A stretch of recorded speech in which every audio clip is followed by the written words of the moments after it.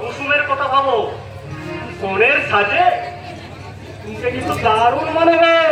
আমার বিয়ের দিনেও তোমাকে সুন্দর মানাবে ডাক্তার।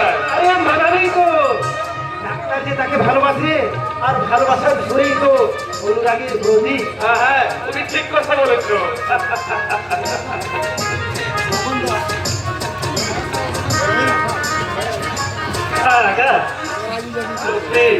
সবাই এসছে আনন্দের দিন।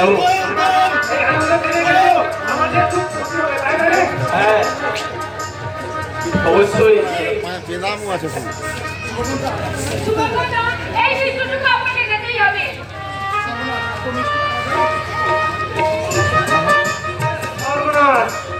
এত মিষ্টি কি একসাথে খাওয়া যায় নাকি? মোটেই মিষ্টি মিষ্টি নয়, এই মিষ্টিটুকু না খেলে ডাক্তার কিন্তু ভীষণ রাগ করবে। আরে খেতে যখন হবে না তখন দেরি করে কি লাভ? শুরু করে দাও, শুরু করে দাও। তোমার লজ্জা করে না? শত্রুর বাড়িতে এসে তুমি মিষ্টি খাচ্ছ? তুমি কি জানো না? তুমি কি জানো না ওইসব খাবার চৌধুরী বিরাট পোষা কুকুর বেড়া করতে থাকে? তুমি মুখে দিচ্ছ।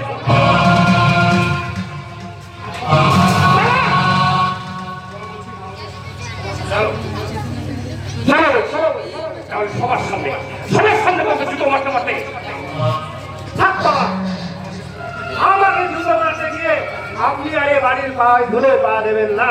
কারণ একবার পায়ে লাগলে ভবিষ্যতে মাথায় উঠে যাবে। কি করলেন মিস্টার চৌধুরী?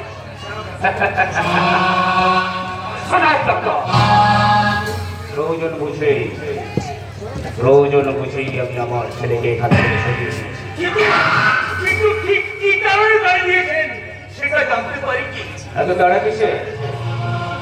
তাড়া কিসের ভগবান মাস্টার? জানতে পারবে বিয়ের ঠিক আগের মুহূর্তে। বিয়ের ঠিক আগের মুহূর্ত? কিন্তু কিভাবে জানাবেন? দয়া করে বলে যাবেন।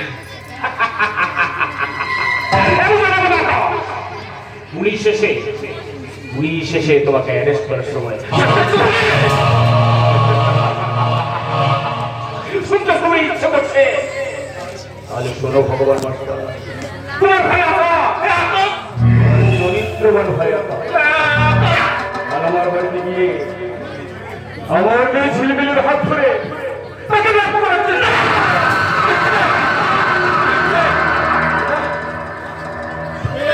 সম্পূর্ণ মিথ্যে।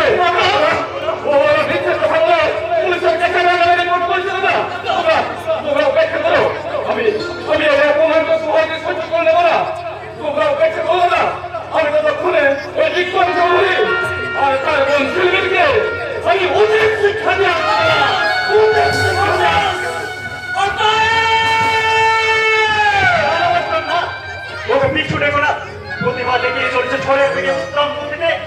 পিছু দেখে তাকে আর পিছিয়ে দিও না। যে যেন গুপ্ত ভোমরাজ তাকে ছুড়েছে ঢিল, তাই তো দত্ত ভগ্ন পুরনো বধ পাতি আর্থিক থেকে বৈশাখে ধরা হারার মতন ছুটে দিছে হারা। হাতে স্পর্শে কাজ হয় হাছাড়া তবে নিখিল তালা ধরবাজ চলে পিছে।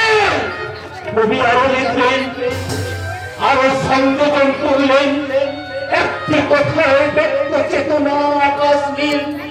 দৃষ্টি যেখানে পদধ্বনিতে পাই তুমি, সামনে মৃত্যু কবলে কোথাও বরং না খাও না পাহাড় প্রাপ্ত নগর নদী হবে পার। ফুটি সুখী আমরা